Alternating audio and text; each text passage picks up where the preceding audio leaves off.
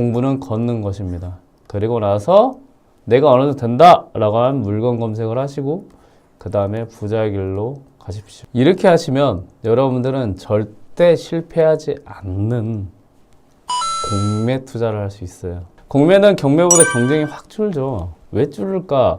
항상 제가 말씀을 드렸습니다. 그 이유는 공매를 무조건 해야 되는 것 이런 게 있습니다. 일단 경매는 하나야 하나. 하나라는 게 뭐냐면 단일이라고 생각하시면 돼요. 어떤 단일일까요? 물건을 사는 방식이. 그래서 이 방식만 여러분들이 한 번만 해보면 헷갈리지가 않아요. 이게 굉장히 단순한 방식이거든요. 근데 공매는요, 하나가 아닙니다. 여러 개입니다. 여러 개이기 때문에 여러분들이 일단은 이제 조심해야 될 게 있어요. 이제 검색 방법에 대해서 중요한 거죠. 검색.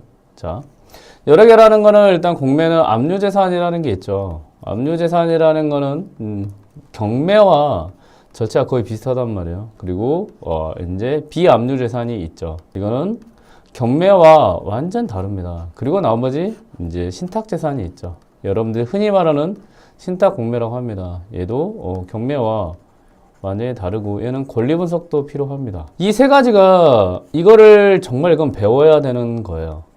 왜 배워야 되냐? 이 세 가지를 구별할 수가 있어야 돼요. 어디에서 구별할 수 있어야 되냐? 공고문에서 구별을 할 수 있어야 됩니다. 이 공고문을 구별을 못하게 되면 어떻게 되냐? 경매 같은 경우는 그래도 방식이 하나단 말이에요, 하나. 내가 잘 이해를 못해도 입찰을 들어가고 말소기준 권리가 있고 그 다음에 낙찰을 받으면 명도를 한다. 이런 식으로 이제 하나로 여러분들이 이해가 될 수 있어요. 근데 이 공매는요, 이 세 가지가 같이 혼재가 되어 있단 말이에요. 혼재가 되어 있기 때문에 여러분들이 압류재산이냐 비압류재산, 신탁재산을 구분을 못한다.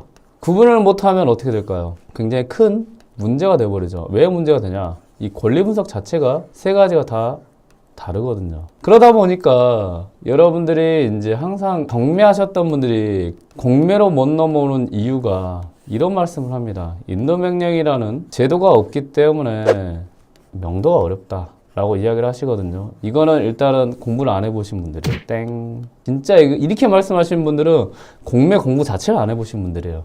이거는 공매를 모르는 거예요. 그래서 이거는 막연히 안 들어온 분들, 이분들은 굉장히 여러분들한테 고맙죠. 왜? 공매에 관심이 없으니까. 이 이유 하나 때문에. 이런 분들이 거의 이제 80% 이상이 됩니다. 한번 생각을 해보세요. 주변에 물어보면 알아요. 근데 이제 입찰을 하려고 하는데 그 아까 말씀드린 권리 분석 방식이 여러 가지 종류가 혼재되어 있을 때 압류, 비압류, 그 다음 신탁, 얘네들이 같이 섞여 있어 버리니까 어떻게 될까요? 이제는 이제 공매를 공부했던 분들이 이 물건을 이제 검색을 하다가 이제 헷갈려 버려요. 검색을 하다가 이게 안 잡히니까 이거를 가르쳐 주는 데가 생각보다 많이 없어요. 이게 굉장히 중요한 거거든요. 그러니까 한마디로 뭐냐면 빨간색, 파란색, 노란색을 분류를 해주는 거예요. 그러니까 한마디로 경매는 색깔인 거고, 그래서 얘는 그냥 검정색인 거예요. 검정색. 공매는. 그래서 다 검정색이에요. 경매의 모든 물건 자체가 검정색 방식으로 입찰을 하고 낙찰을 받는단 말이에요. 그러니까 아무런 문제가 없어요. 근데 공매로 넘어오면 어떻게 되냐? 얘는 이제 빨강이 되는 거예요. 얘는 파랑이 되는 겁니다. 얘는 노랑이 되는 거예요.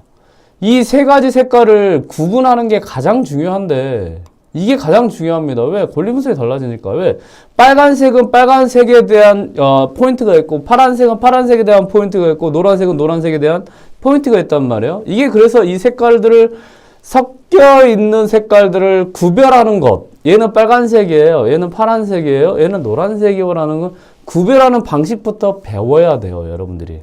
근데 이걸 배우지 않아요. 이게 진짜 아이러니하거든요. 왜 그럴까라고 하면요, 공매를 가르치는 분들이 대부분 어떻게 되냐, 경매를 하다가 공매를 하신 분들이 많아요. 이게 거의 대부분입니다. 가르치는 분들이. 그러다 보니까 공매를 그냥 경매화 해버려요. 그래서 경매가 검정색이잖아요. 그럼 공매도 검정색이에요 라는 거를 그냥 베이스에 놔요. 베이스에 놓은 다음에 어떻게 하냐, 이거를 가르칩니다. 어떻게? 검정이라고 가르칩니다. 계속. 그리고 검정에 대한 말소기준 권리, 입찰 여러 가지를 가르친 다음에 어떻게 해요? 입찰하세요 라고 해요. 실질적으로 이론적으로만 알려줍니다. 여기에 대부분이 여러분들이 공매를 배웠던 곳에서 이렇게 했을 거예요. 그렇기 때문에 여러분들 실질적으로 검색을 들어가면 어떻게 되냐, 굉장히 이제는 멘붕이 와버립니다. 멘붕. 올 수밖에 없죠. 왜? 공매는 검정색만 있는 게 아니라고요. 공매는요, 아까 또 말씀드리지만 공매는요, 경매와 달라요. 다릅니다. 다른 거를 경매랑 똑같다고 설명을 하고 배워버렸으니 이게 말이 되겠어요? 아니, 검정색이 아닌데 여러분들이 검정색으로만 배워버렸으니 당연히 공매를 할 수가 없는 거죠. 시작조차 못하는 거예요. 그 함정에 대부분의 사람들이 빠져요. 저를 만나기 전까지. 이거부터 해야 돼요. 공매는 아까 말씀드린 것 같이 빨강, 파랑, 노란색이 혼재되어 있단 말이에요. 빨강이 압류, 파랑이 비압류, 노랑이 신탁이란 말이에요. 이거를 여러분들이 구분하는 것부터 시작을 해야 됩니다. 이게 공매의 시작입니다. 이게 완전 기초예요, 기초. 왜? 아니, 출발점이 다르다고요. 시작점이 다르다고요. 색깔이 다르다고요. 색깔이 다르기 때문에 검정색으로 이 글씨를 쓰면 검정색 글씨가 나옵니다.를 계속 빨간색에 대입을 하니 맞겠습니까? 운 좋아서 빨간색과 검정색이 섞여서 약간 거무스러게 보이면 공매가 원래 저런 색깔이에요 라고 표현할 수 있지만 여러분들이 시작 방식도 잘못됐다는 거죠. 여러분들이 공매를 시작하면 먼저 가장 중요한 거는 이 공매를 검색을 하고 공매 공고문에 있는 거래부터 먼저 확인을 하고 분류를 할 수 있는 것. 이렇게 해서 공매 진행하는 걸 검색을 하잖아요. 그럼 어떻게 되느냐? 여기서 여러분 다 말려버립니다. 자, 물건 여러분들이 검색하는 것 같이, 자, 항상 검정색 검색했던 것 같이 주거용 들어가서 아파트라는 걸 검색을 합니다. 경매 다 이렇게 검색하셨죠? 그리고 검색을 합니다. 자, 이제 아파트 입찰 한번 들어가 볼까? 검색을 합니다. 그러면 이제 물건 쭉 나와요. 쭉 나옵니다. 이거 경매 똑같지. 자, 권리분석 보니까, 자, 시세조사합니다. 시세조사하고 뭐 어쩌고저쩌고 합니다. 자, 이제 말소기준고를 찾는 거죠. 검정에 있는. 검정 색깔에 있는 말소기준고를 찾습니다. 어디 보자. 어라? 없어요. 왜? 얘는 검정색이 아니거든. 얘는 비압류로서 이건 뭐예요? 파란색이란 말이에요. 그러니까 한마디로 접근 방식부터 잘못된 접근을 해버렸으니 여기서 다 말리는 겁니다. 근데 여러분들 이게 좋은 거예요. 여러분들한테. 저한테 제대로 배웠기 때문에 좋은 겁니다. 이거부터 시작을 하는 거예요. 여러분들이 색깔을 나누는 저것부터 시작하는 겁니다. 기타 일반 재산이구나. 얘는 비압류네. 부자이커가 말했지. 얘는 파란색이라고 했어. 그래. 그러면 얘를 관련한 것을 공부를 하는 겁니다. 이게 시작이에요. 그러니까 한마디로 구분, 공부, 그 다음에 입찰이라는 걸 해야 돼요. 입찰 안에는 권리분석, 조사, 그 다음에 현장 조사까지 있겠죠. 이렇게 하는 거예요. 이 과정이 안 됐으니 여러분들이 공매를 죽었다 깨나도 안 되는 이유가 이겁니다. 공매를 공부하셨던 분들이 오히려 처음부터 저한테 안 배웠으면 이 문제점에 봉착을 하게 됩니다. 굉장히 중요한 거를 다 안 알려줘요. 왜 안 알려줄까? 알려주는 사람조차 이거를 인지를 안 하고 케이스 바이 케이스로 물건을 접했기 때문에 그래요. 아니에요. 저한테 배운 분들은 무조건 뭐부터 해야 되냐? 이거부터 하셔야 됩니다. 부자이커님 공매 공부를 하고 싶습니다로 시작하는 게 아니라고요. 에? 색깔을 검정색을 가지고 여러분들이 무언가를 만들고 싶어요. 글씨를 쓰고 싶습니다. 그러면 검정색에 대해서 알아야 될 거 아니에요. 그럼 얘가 검정이라는 전제 조건이 있고 검정에 대해서 알아가는 공부라는 게 있을 것이고 그 다음에 이거를 글씨라는 걸 씁니다. 이게 맞습니다. 그런데 이거에 과거에 있던 이런 정보들이 기존에까지 영향을 계속 준다니까요. 나는 원래 검정으로 시작했어. 다 검정일 것이야. 이게 굉장히 사람 심리적인 부분으로 해서 이거는 어쩔 수가 없습니다. 이거를 깨는 게 쉽지가 않아요. 그래서 이거는 정확히 알려주는 곳에서 정확히 배워야 돼요. 그러면 여러분들이 이제 빨강색을 만났습니다. 빨강색을 만났으면 빨강색으로 무엇을 할 것인가를 공부를 하고 그 다음에 글씨를 쓰든 그림을 그리든 하는 겁니다. 파란색 똑같습니다. 노란색 똑같습니다. 이 시작점부터 여러분들이 파악을 제대로 안 하면 공매는 미궁이 됩니다. 이제. 그리고 미로가 됩니다. 그러면서 많은 사람이 말하는 복잡해, 어려워 라고 표현을 하고 공매계를 떠납니다. 근데 그럴 수밖에 없어요. 이 구조가. 여러분들 이해되시죠? 이 구조가 그럴 수밖에 없어요. 왜? 검정이라고 빨강을 대입했거든. 검정이라고 파랑을 개입하고 검정이라고 노랑을 대입을 했으니 이게 말이 안 되는 걸 가지고 공부를 했고 말이 안 되는 걸 가지고 투자를 하려고 했었기 때문에 결국은 입찰하는 과정에서 혼란이 옵니다. 혼란이 오기 때문에 뭘 못하죠? 투자를 할 수 없는 겁니다. 그건 당연한 거예요. 당연한 거예요. 그러면 여러분들은 먼저 구분을 하십시오. 그 다음에 공부입니다. 왜? 이 구분에 맞게 공부를 해야 되는 거예요. 빨강이면 빨강에 맞게 공부를 해야 이게 뭐가 됩니까? 정확하게가 됩니다. 이해되셨나요? 됐나요? 여러분들이 유튜브에서 공매, 투자, 공부 이런 걸 알려줄 때 만약에 제가 알려드리겠습니다. 이 재산 구분을 정확히 해주는 사람은 여러분들이 제가 아니더라도 배워도 됩니다.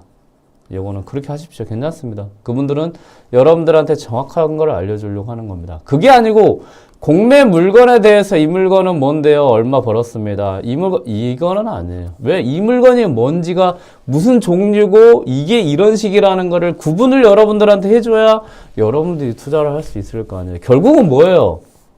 여러분들이 분류를 하고 그림을 그릴 수 있게 만들어주는 것. 이게 여러분들이 공부라는 과정이라는 거죠.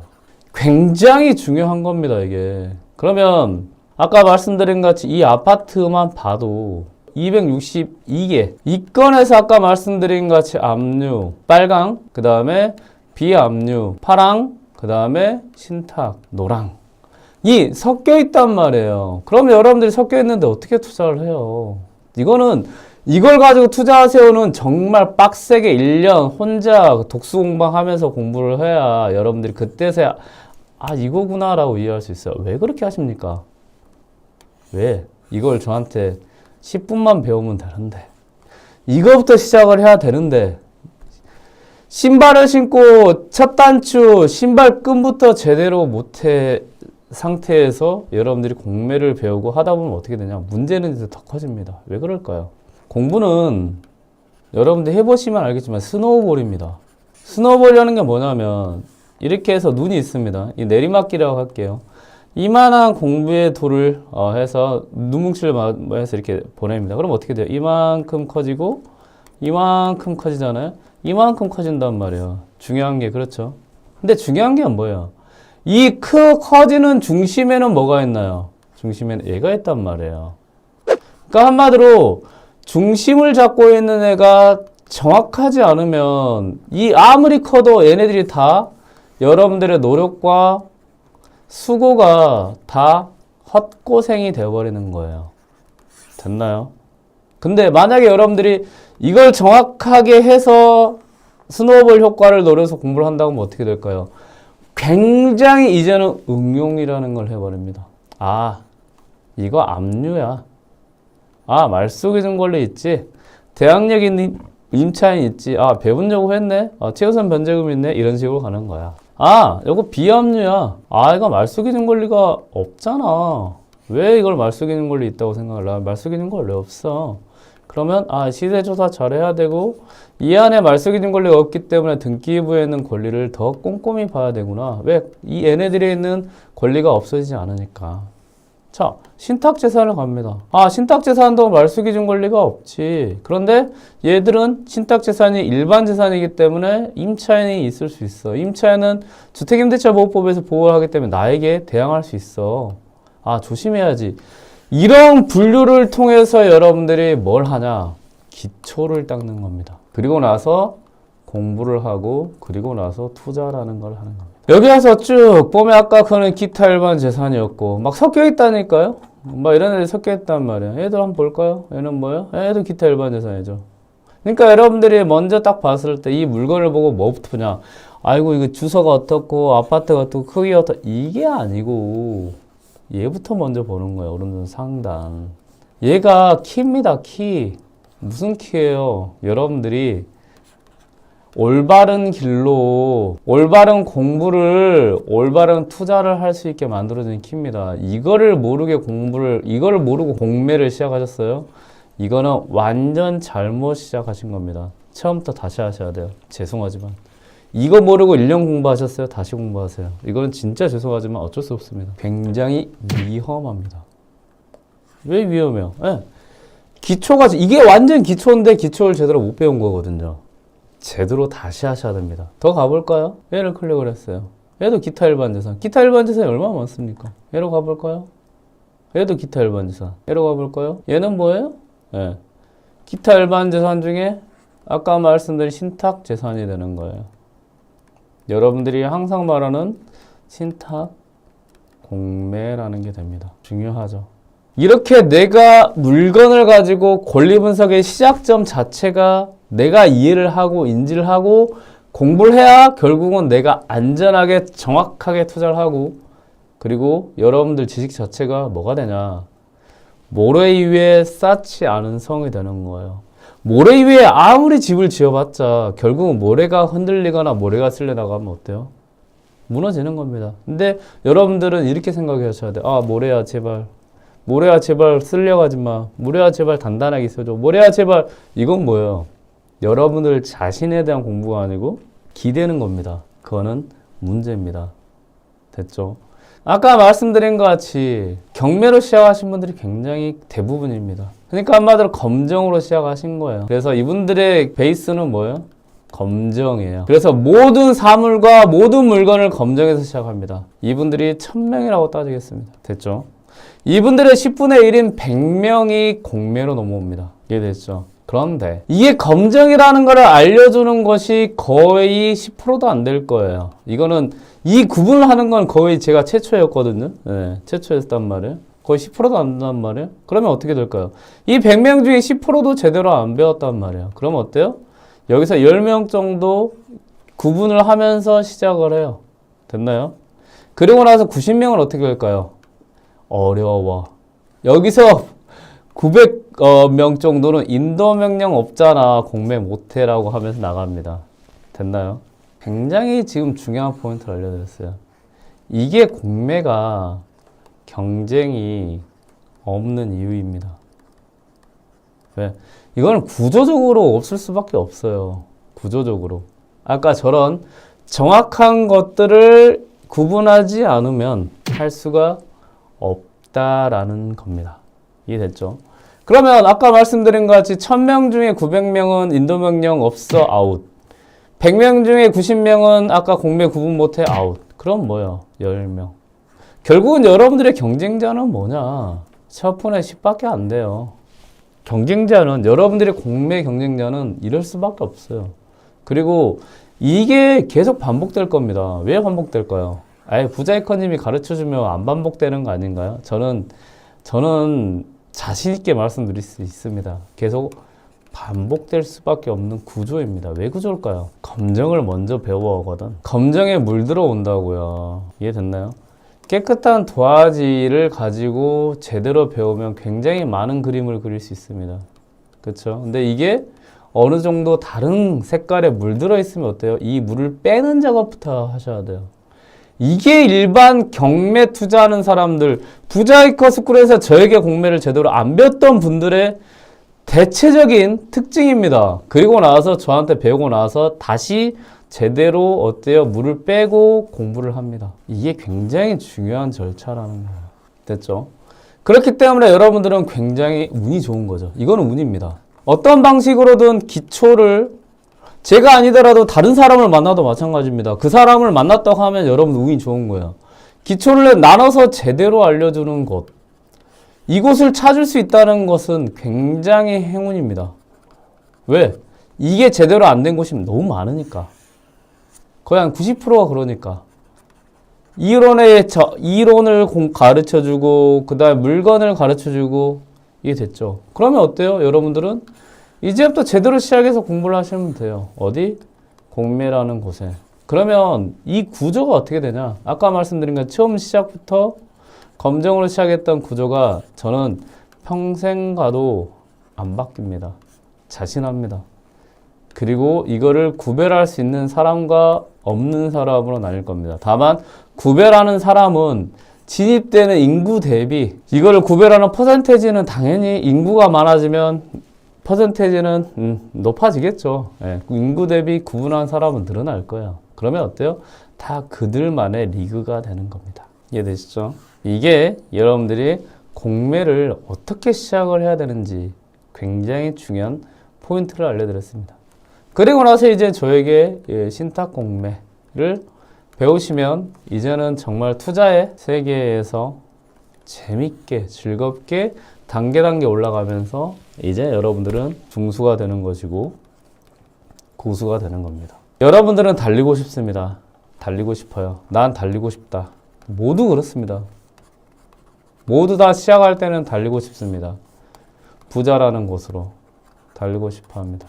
그런데 이 달리고 싶을 때는 여러분들이 달릴 때 신발은 잘 신었는지 옷은 잘 입었는지 신발끈은 잘 동여 맸는지를 확인하는 단계, 이게 여러분들한테 기초입니다. 그리고 나서 걷는 겁니다. 그리고 나서 달립니다. 그리고 마라톤이라는 곳에 가서 부자의 세계로 가는 겁니다. 이 단계는 항상 굉장히 중요한 겁니다. 뭐가 중요할까요? 신발끈을 잘 동여매는 것. 이게 중요합니다. 달리고 싶은데 신발은 신었어요. 아니, 맨발일 수도 있습니다, 여러분들은. 그렇죠? 그런데 이 맨발로 달려봐요. 욕심은 많아요. 그런데 결국은 여러 가지 바닥 조건에 의해서 여러분들의 발은 상하게 되시고, 그리고 여러 가지 신체적인 부분에 문제가 발생을 하고 결국 못하게 됩니다. 제가 말씀드린 것 같이 먼저 신발을 신으세요. 기초라는 신발을 신은 다음에 그 다음에 아까 말씀드린 공매에 재산 구분을 제대로 해서 신발끈을 잘 동여맸는지 확인하신 다음에 내가 재산 구분이 잘 된다 라고 하면 이제 공부라는 걸 합니다. 공부는 걷는 것입니다. 그리고 나서 내가 어느 정도 된다 라고 하면 물건 검색을 하시고 그 다음에 부자의 길로 가십시오. 이렇게 하시면 여러분들은 절대 실패하지 않는 공매 투자를 할 수 있어요. 이해됐죠?